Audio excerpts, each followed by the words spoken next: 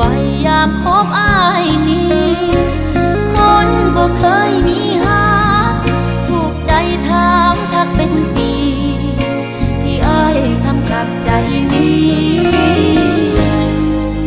บ่ฮู้คือฮักหรือบ่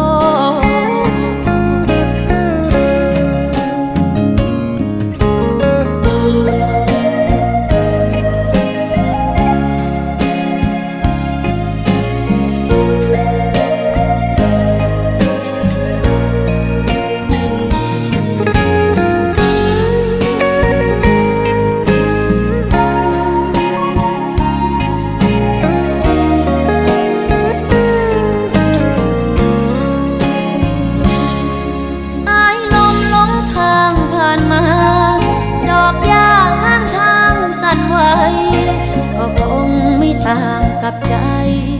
วันไหวยามพบอ้ายนี้คนบ่เคยมีหาถูกใจถามทักเป็นปี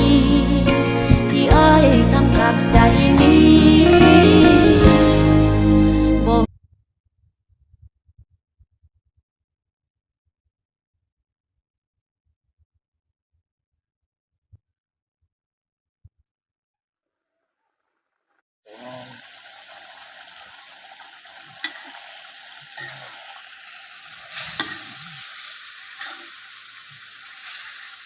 Opa.